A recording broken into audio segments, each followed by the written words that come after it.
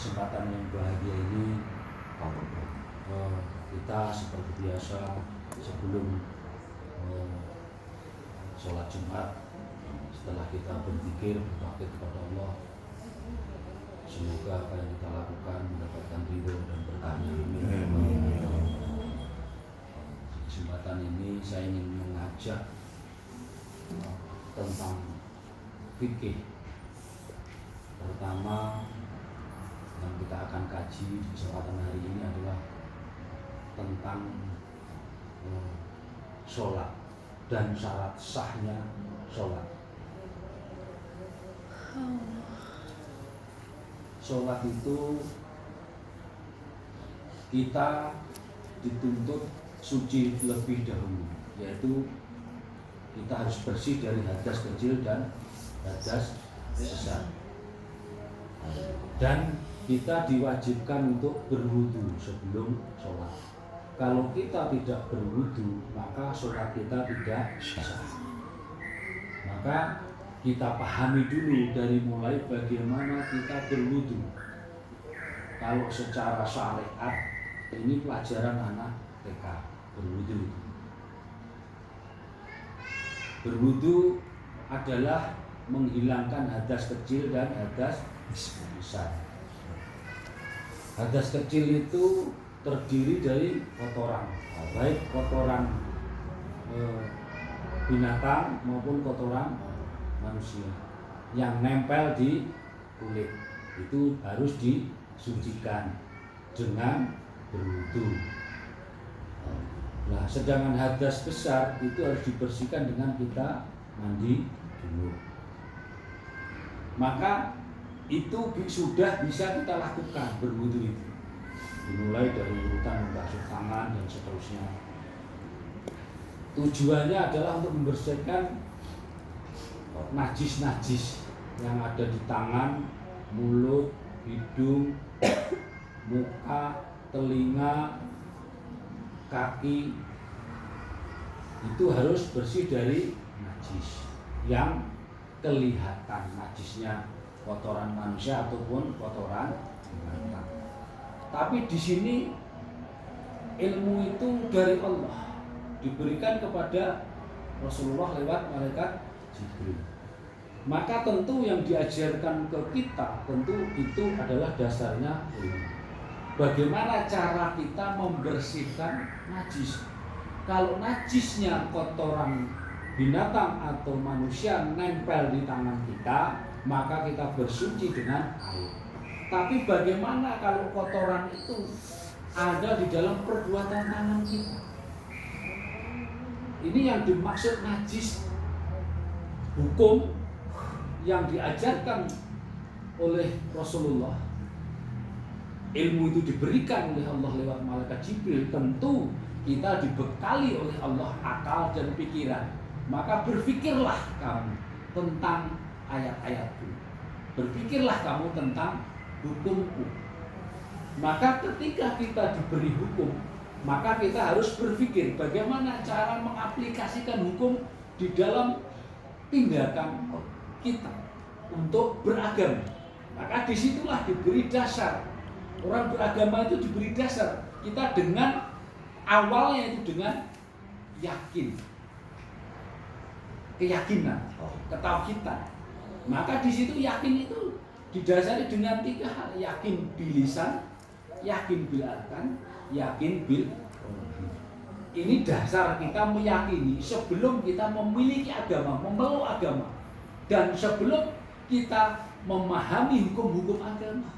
Maka di sini bagaimana cara kita memahami hukum berwudu tadi? Maka tentu di sini yang diajarkan oleh Rasulullah untuk mensucikan najis yang ada di tangan secara syariatnya adalah kotoran, tapi secara nilainya, secara hakikatnya adalah kotoran tangan itu adalah tindakan. Jadi tinggalkan tangan yang belum sesuai dengan ilmunya Allah, hukumnya Allah yang diajarkan oleh Rasul, maka itu harus kita sucikan.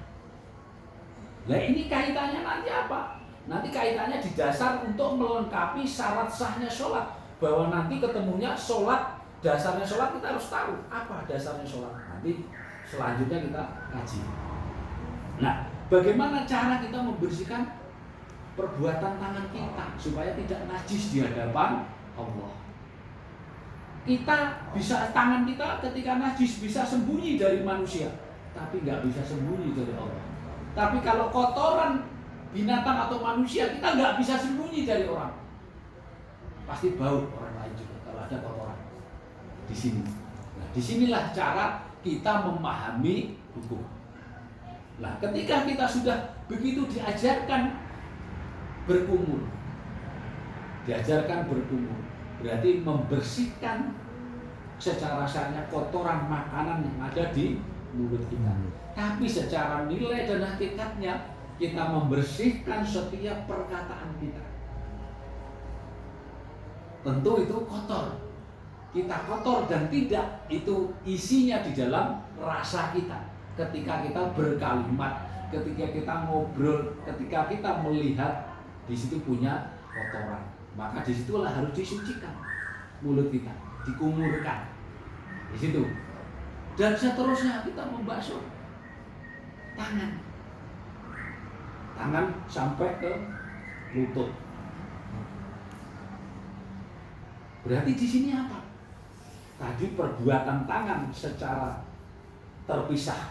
Kalau sudah nyampe sini berarti ada perbuatan tangan yang lebih jauh, yang lebih luas. Itu yang harus kita benar supaya tidak najis, tidak dosa. Di situ diteruskan dengan membasuh muka. Habis tangan membasuh jidat ya. Jidat dulu apa tangan dulu? Jidat dulu baru tangan. Habis tangan jidat ya. Jidat dulu, muka dulu baru tangan. Muka dulu baru tangan. Mohon maaf, kadang-kadang kalimatnya kita lupa, tapi kalau melaksanakan sih insya Allah tidak lupa. Nah, ketika kita sudah, mohon maaf diulang, sebelum basuh tangan kita membasuh muka. Muka ini artinya pertama yang dibasuh menyeluruh, pandangan kita, napas kita, lesan kita. Ini dibasuh secara menyeluruh, dibersihkan. Supaya 3 unsur yang membuat kita najis, yang membuat kita dosa, dari mata melihat, hidung mencium sesuatu, mulut berkata sesuatu yang tidak ilmu, yang tidak hukum, yang membuat najis, membuat prasangka buruk, membuat pemikiran buruk, pandangan buruk, itu harus dibersihkan, harus disucikan. Itu cara berwudu dengan ilmu. Nah, setelah itu baru menginjak ke tangan. Tangan itu tadi sudah diuraikan. Habis itu kita menginjak ke Rambut. Jidat. Jidat lebih dulu. Ke rambut. Ya, untuk mengusap.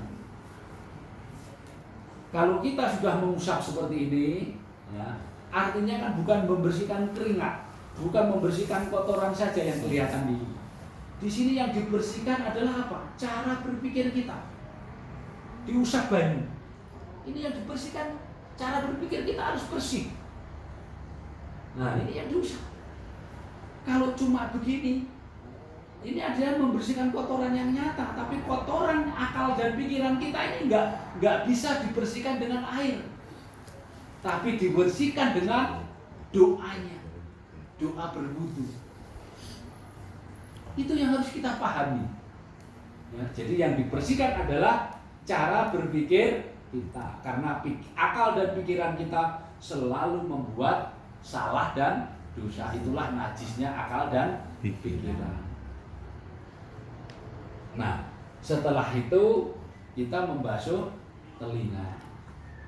Telinga kita mudah mendengarkan sesuatu yang salah, mudah mendengarkan sifat-sifat dunia yang dikumandangkan, yang kita dengar. Kita senang dengerin musik, senang dengerin sesuatu yang bergosip, senang mendengerin sifatnya yang salah, senang.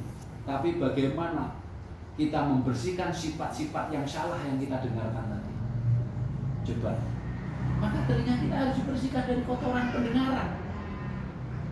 Bagaimana nanti rumusnya untuk membersihkan diri kita ini? Nanti setelah terurai semua baru kita cari, kita pahami, kita kaji lebih dalam bagaimana cara membersihkan diri kita dari najis tadi secara ilmu. Nah, setelah telinga kita bersih dari pendengaran yang sifatnya adalah salah, itu najis. Selanjutnya kita memahami membasuh mata kaki. Kaki kita dibasuh. Kaki punya mata. Kaki kita kalau nggak punya mata pasti salah melangkah. Ya, maka mata kaki kita harus dibasuh, dibersihkan matanya, biar nggak buret, biar nggak buta, biarpun nggak rabun, biarpun nggak tertutup. Jadi mata kaki kita dibasuh supaya langkahnya ke depan adalah bersih, benar, baik, dan terilmui sesuai dengan hukum yang diajarkan oleh Rasulullah. Itu cara kita berwudu. Nah, bagaimana kita bisa memberi nilai kebersihan, suci wudu kita? Semua yang ngotorin mata ketika kita melihat, yang ngotori telinga ketika telinga kita mendengar, yang mengotori mulut ketika mulut kita bicara, yang mengotori kaki kita kaki kita melangkah apa? Akal dan pikiran. Nah, bagaimana kuncinya? Pertama adalah yang harus dibersihkan adalah akal dan pikirannya. Kira-kira dengan apa kita membersihkan akal pikiran kita? Kita kalau berwudu cuma diusap itu nggak bersih. Keramas mandi juga lebih bersih kalau kotorannya itu adalah nempel di kulit. Kalau kotorannya itu nempel di akal pikiran, maka kita harus bersuci dengan lidzikri. Berzikirlah setiap saat dan waktu untuk bersandar kepada Allah supaya akal dan pikiran kita suci. Kalau akal pikiran kita sudah bersih dari najis, sekarang mata bisa melihat itu dari mana? Dari akal pikiran. Syaratnya telinga mendengar dari akal dan pikiran. Kalau sentralnya ini sudah bersih, maka mata kita selalu menatap jauh, luas dengan ilmu dan kebaikan. Telinga kita bisa mendengar jauh dengan ilmu dan kebaikan. Mulut kita bisa berkata luas samudra, tapi dengan ilmu dan kebaikan. Kaki kita bisa melangkah kemana saja dengan ilmu dan kebaikan. Karena semua sentralnya adalah akhlak. Akal dan pikirannya sudah terbentuk menjadi sebuah akhlak. Akhlak adalah sebuah nilai dari cara berpikir. Bagaimana akal pikiran punya nilai? Karena sudah bersih dari sifat najis tadi.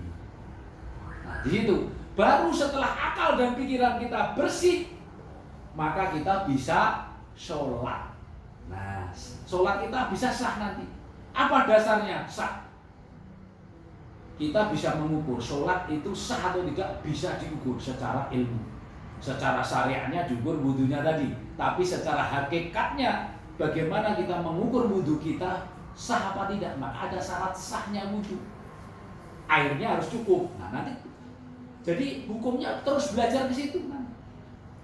Airnya harus cukup, bersih, belum tentu bisa mensucikan. Nanti ketemu hukum air. Nah, kita kembali ke dasarnya tadi.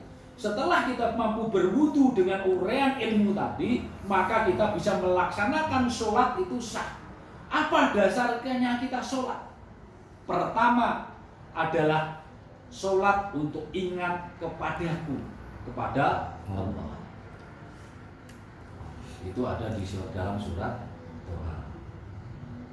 Kalau tidak salah ayat 14. Nah, disitulah kalau sholat untuk ingat kepadaku, maka dasar ingat kepada Allah adalah akal dan pikiran. Nah, bagaimana akal pikiran kita bisa ingat kepada Allah kalau akal pikiran kita najis tadi? Nah, ini kaitannya ayat. Gitu loh. Jadi ayat saling berkaitan itu harus dipahami secara ilmunya, ada pengetahuannya. Enggak cuma ngomong ayat ini kaitannya ayat ini, ayat ini kaitannya ayat ini. Nggak dipahami pada setiap ayatnya.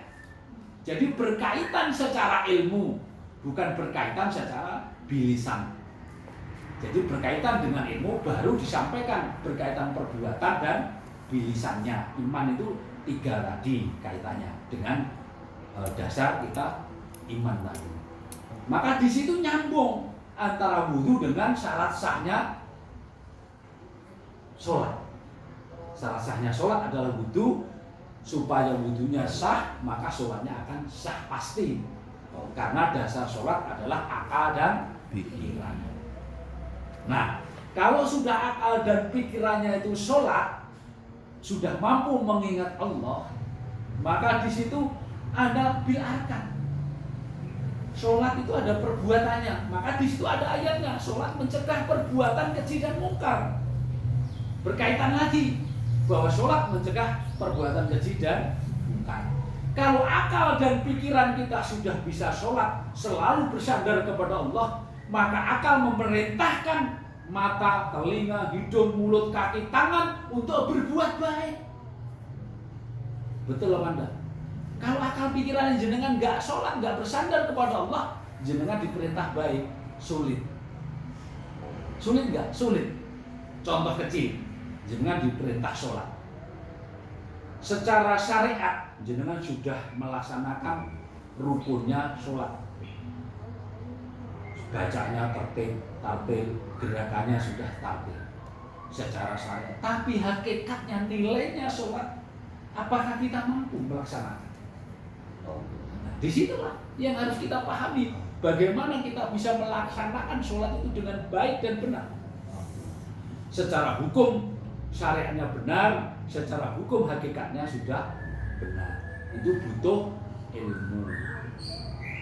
Jadi kalau syariatnya butuh bacaan dan butuh gerakan, tapi hakikatnya butuh ilmu, didasari dengan akhlak kita, akal dan pikiran kita yang bersandar kepada Allah. Itulah yang akan menuntun. Sholat adalah mencegah perbuatan keji dan mungkar. Jangan sampai kita waktunya sholat, tapi perbuatan yang tidak sholat terus kita jalankan. Itu artinya kita belum melaksanakan sholat dengan benar, tapi kita sudah berusaha untuk sholat. Seperti itu. Nah, setelah itu ada dasar sholat lagi. Sholat itu adalah sebuah doa. Maka di dalam syariat setiap gerakan sholat, rukunnya sholat itu diajarkan doa bacaannya. Semua doa itu. Dimulai takbiratul ihram, diakhiri dengan salam, itu bacaan doa. Maka disitulah kita 24 jam agama mengajarkan kita selalu berdoa supaya tidak terus sibuk memikirkan dunianya, pekerjaannya. Itu tujuannya.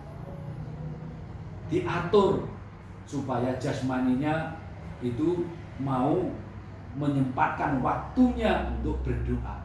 Setelah mampu berdoa, bisa memahami doa itu, mampu mengaplikasikan di dalam tindakannya. Setelah mampu mengaplikasikan dalam tindakannya, mampu merasakan keimanannya ke dalam sanubarinya, ke dalam hatinya, yaitu iman bil qalbi. Jadi sudah bersandar imannya kepada Allah, kepada nilai-nilainya, manfaatnya, berkahnya secara nyata.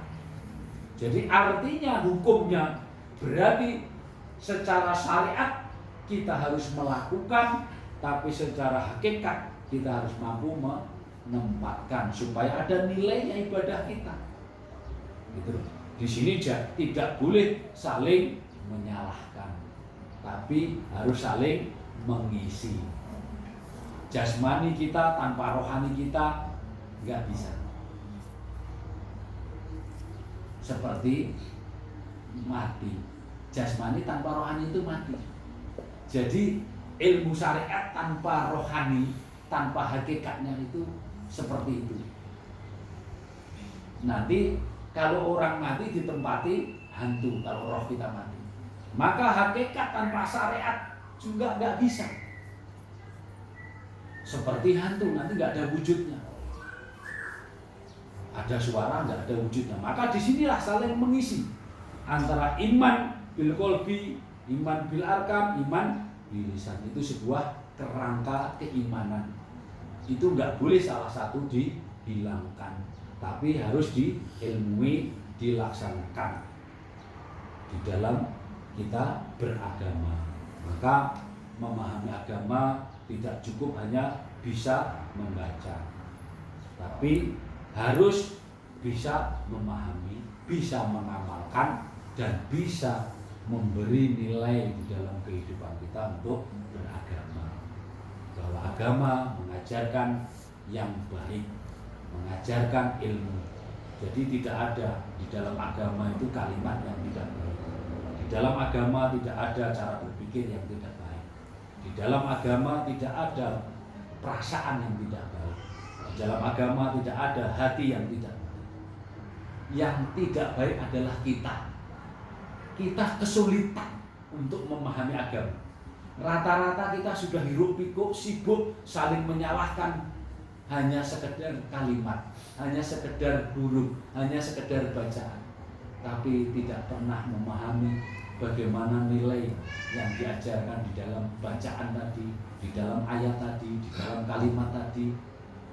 Kita mampu memahami dengan baik. Itu akan membuat kita memiliki sebuah agama. Mudah-mudahan apa yang kita pahami tentang hukum fikih, yaitu yang didasari sholat, syarat sahnya adalah berwudu. Maka itulah tadi bagaimana cara kita berwudu dengan baik dan benar supaya sholatnya kita adalah sah. Insya Allah seperti itu. Mudah-mudahan kita mampu memahami, mampu merenungkan dan berpikir, dan mampu mengaplikasikan di dalam kehidupan kita nyata. Semoga Allah ridho, Allah berkah untuk kita belajar kesempatan hari ini. Mungkin cukup sampai sini. Apabila ada semua kesalahan milik saya, ada kata-kata yang salah milik saya mohon dimaafkan lahir batin. Semua kebaikan dan kebenaran milik Allah SWT. Mudah-mudahan mampu menambah keimanan kita, ketakwaan kita, ketauhidan kita di dalam menghadapi setiap persoalan hidup di dunia ini. Bahwa persoalan itu adalah jalan untuk kita beriman dan bertakwa kepada Allah.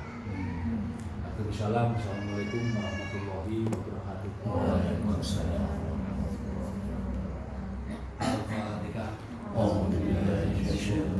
Bismillahirrahmanirrahim. Alhamdulillah.